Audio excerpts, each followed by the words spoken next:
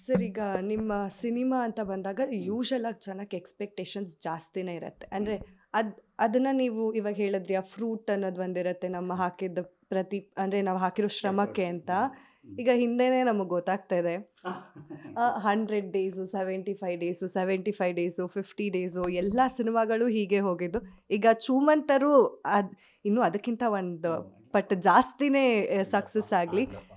And ಈಗ ನಿಮ್ಮ ಸಿನಿಮಾದಲ್ಲಿ ಮಲ್ಟಿ ಸ್ಟಾರ್ಸ್ ಇದ್ದಾರೆ ಸರ್. ನೀವೇ ಹೇಳಿದ್ರಿ ಮೊನ್ನೆ ಪ್ರೀ ರಿಲೀಸ್ ಇವೆಂಟಲ್ಲಿ. ಹಾಂ, ಮಲ್ಟಿ ಸ್ಟಾರ್ಸ್ ಇರುವಂತಹ ಸಿನಿಮಾ ನಮ್ಮದು ಚೂಮಂತರ್ ಸಿನಿಮಾ. ಚಿಕ್ಕಣ್ಣ ಅವರಿದ್ದಾರೆ, ಮೇಘನಾ ಅವರಿದ್ದಾರೆ, ಪ್ರಭು ಅವರಿದ್ದಾರೆ, ಅದಿತಿ ಅವರಿದ್ದಾರೆ. ಇವಾಗ ನಾವು ಹೇಳಬೇಕು ಸರ್, ಯಾರು ಇಲ್ಲ ಅನ್ನೋದನ್ನ ನಾವು ಇವಾಗ ಯೋಚನೆ ಮಾಡಬೇಕಾಗಿದೆ. ಹೇಗಿತ್ತು ಸರ್ ಓವರ್ ಆಲ್ ಎಲ್ಲರ ಜೊತೆ ಆ್ಯಕ್ಟ್ ಮಾಡಿದ್ದಂಥದ್ದು? ನೋಡಿ,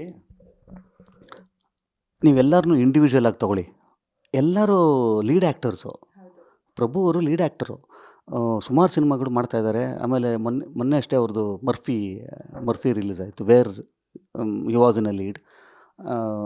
ಮೇಘನಾ ಗಾಂವ್ಕರ್ ಅವರು ಇದುವರೆಗೂ ಮಾಡಿರೋ ಸಿನಿಮಾಗಳೆಲ್ಲನೂ ಕೂಡ ಮುಂಚೂಣಿಲಿರುವಂಥ ಬ್ಯುಸಿಯೆಸ್ಟ್ ಆ್ಯಕ್ಟ್ರೆಸ್ ಅವರು, ಲೀಡ್ ಆ್ಯಕ್ಟ್ರೆಸ್ ಅವರು.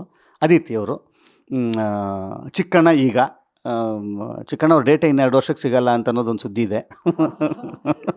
ಅಂದರೆ ಒಬ್ಬ ಹೀರೋ ಆಗಿನೂ ಕೂಡ ಅವರು ಅಷ್ಟು ಸಕ್ಸಸ್ಫುಲ್ ಇರೋ ಅಂಥವ್ರು. ನಾನು ಅದಕ್ಕೆ ಹೇಳಿದ್ದು, ಫಸ್ಟ್ ಮಲ್ಟಿ ಸ್ಟಾರರ್ ಸಿನಿಮಾ ನಾನು ಮಾಡ್ತಾ ಇರೋವಂಥದ್ದು. ಯಾಕೆ, ಯಾರ ಪೇರು ಏನು ಎತ್ತ ಅಂತ ನೀವು ನೋಡಿದ್ರೆ ಅದು ಭಾಳ ಟ್ರಿಕ್ಕಿಯಾಗಿ ಅದೊಂದು ವಿಚಾರ ಇಟ್ಟಿದ್ದೀವಿ. ಏನು ಸರ್ ಇದು? ಆಮೇಲೆ ಇನ್ನು ನಮ್ಮ ಇವರು ರಜನಿ ಭಾರದ್ವಾಜ್ ಅವರು, ನಾನು ನೋಡಿ ಹೇಳೋದು ಮರ್ತ್ಬಿಟ್ಟೆ. ರಜನಿ ಭಾರದ್ವಾಜ್ ಅವರು, ಅವ್ರೂ ಕೂಡ ರಾಣಿ ಲುಕ್, ಹಾಗೆ ಅದರಲ್ಲಿ ಬ್ರಿಟಿಷ್ ಅವ್ರದ್ದು ಎಸೆನ್ಸ್ ಕೂಡ ಸ್ವಲ್ಪ ಇದೆ ಕರೆಕ್ಟ್ trailer ಅಲ್ಲಿ. ಕರೆಕ್ಟ್. So ನಾನು ಕಾಯ್ತಾ ಇದ್ದೀನಿ ಸೋ ನೈಸ್, ಯಾವಾಗ ಸೋ ನೈಸ್. ಇವತ್ತು ಸಾಯಂಕಾಲ ನಿಮ್ಗೆ ಶೋ ಇರಬೇಕು ಅನಿಸುತ್ತೆ. probably. ಹೌದು, ಕರೆಕ್ಟ್. ರಜನಿ ಅವರು ಎಂಥ ಚಂದ ಆ್ಯಕ್ಟ್ರೆಸ್ ರೀ.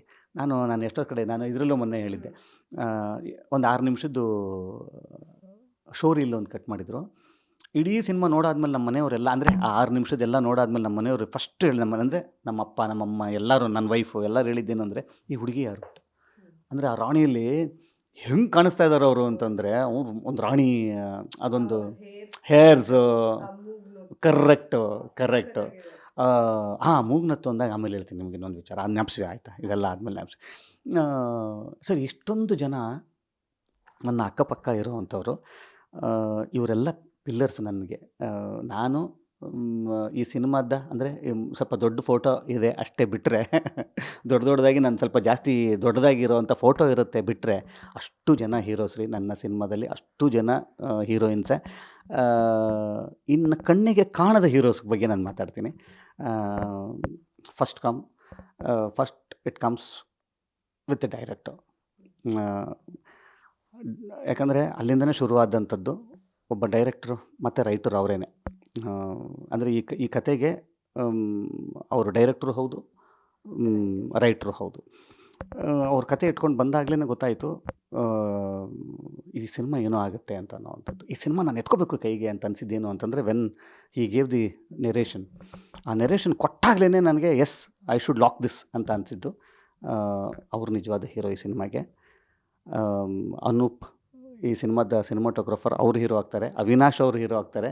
ಈ ಸಿನಿಮಾದ ನಿರ್ಮಾಪಕರು, ಯಾಕಂದರೆ ಈ ಥರದೊಂದು ಸಿನಿಮಾನ ಹೌದು ಈ ಸಿನಿಮಾ ಮಾಡೋಣ ಅಂತ ಅನ್ನೋವಂಥದ್ದು ಬರುತ್ತೆ ಗೊತ್ತಾ. ಈ ಒಂದು ಹೊಸ ಥರದ ಪ್ರಯತ್ನಕ್ಕೆ ಹೂಡಿಕೆದಾರ ಪ್ರೀತಿಯಿಂದ, ನಂಬಿಕೆಯಿಂದ ಹೂಡಿಕೆ ಮಾಡೋದಿದೆ ಗೊತ್ತಾ. ಇಂಥ ಸಿನಿಮಾಗಳು ಗೆದ್ದಾಗ ಮತ್ತೊಂದಿಷ್ಟು ಬೇರೆ ಬೇರೆ ಥರದ ಸಿನಿಮಾಗಳು ಇಲ್ಲಿ ಆಗುವಂಥ ನಿಟ್ಟಿನಲ್ಲಿ ಒಂದಿಷ್ಟು ಯಾರೋ ಯೋಚನೆ ಮಾಡ್ತಿರ್ತಾರಲ್ಲ, ಒಂದು ಹಾರರ್ ಫಿಲಮ್ ಮಾಡಬೇಕು ಅಂತ. ಇಂಥ ಸಿನಿಮಾಗಳು ಗೆದ್ದಾಗ, ಈಗ ನಾವು ಹಾರರ್ ಫಿಲಮ್ ಫ್ಯಾನ್, ನಾನು ಇದಾದಮೇಲೆ ಮತ್ತೆ ಬೇಕಲ್ಲ ನನಗೆ ನೋಡೋಕ್ಕೆ. ನಾನು ಹೇಳ್ತಿರೋದು ಮಾಡೋದು ಅಂತಲ್ಲ, ನೋಡೋಕ್ಕೆ ಬೇಕಲ್ಲ ನನಗೆ. ನಮಗೊಂಥರ ವಾರಕ್ಕೊಂದು ಹಾರರ್ ಪಿಕ್ಚರ್ ನೋಡಿಲ್ಲ ಅಂದರೆ ಆ ವಾರ ಏನೋ ಕಳ್ಕೊಂಡ್ವಿ ನಾವು ಅಂತ ಅನ್ನೋಂಥರ. ನಿಜ, ನೆನ್ನೆನೂ ಒಂದು ಹಾರರ್ ಫಿಲಮ್ ನೋಡಿದ್ದೀವಿ ನಾವು. ಆಮೇಲೆ ನಮ್ಮದೇ ಒಂದು ಗ್ಯಾಂಗ್ ಇದೆ ಹಾರರ್ ಸಿನಿಮಾ. ಇದು ಯಾವ್ದು ಗುರು ಹೊಸದು, ಯಾವ್ದು ನೋಡಿದೆ, ಇದು ಬಂದಿದೆ, ಅದು ಬಂದಿದೆ, ಅದು ಸಖತ್ತಾಗಿದೆಯಾ, ಇದು ಸಖತ್ತಾಗಿದೆಯಾ ಅಂತ ಅನ್ನೋವಂಥದ್ದು. ಹಾಗಾಗಿ ಹಾರರ್ ಸಿನಿಮಾ ನೋಡುಗರಿಗೆ ಅವಾಗವಾಗ ಹಾರರ್ ಸಿನಿಮಾದ ಫೀಡ್ ನಮಗೆ ಊಟ ಬೇಕು ನಮಗೆ. ಸೊ ಈ ನಿಟ್ಟಿನಲ್ಲಿ ನನ್ನ ಒಂದು ಹಾರರ್ ಸಿನಿಮಾ ಫ್ಯಾನ್ ಆಗಿ ಒಂದು ಚಿಕ್ಕ ಸ್ವಾರ್ಥ ನನಗೆ ಈ ಸಿನಿಮಾ ಚೆನ್ನಾಗಾಗಬೇಕು ಅಂತನ್ನುವಂಥದ್ದು. ಹೀರೋ ಈ ಸಿನಿಮಾದ ಭಾಗ ನಾನಾಗಿದ್ದೀನಿ ಅಂತ ಅನ್ನೋದೂ ಒಂದು ಕಡೆ ಇಟ್ಟರೆ, ಒಬ್ಬ ಹಾರರ್ ಫಿಲ್ಮ್ ಫ್ಯಾನ್ ಆಗಿ ಈ ಸಿನಿಮಾ ಚೆನ್ನಾಗಾಗಬೇಕು ಅಂತನ್ನೋ ಚಿಕ್ಕ ಸ್ವಾರ್ಥನೂ ಇದೆ ನನಗೆ. ಗ್ಯಾರಂಟಿ ನ್ಯೂಸ್, ಸುದ್ದಿ ಖಚಿತ, ನ್ಯಾಯ ನಿಶ್ಚಿತ.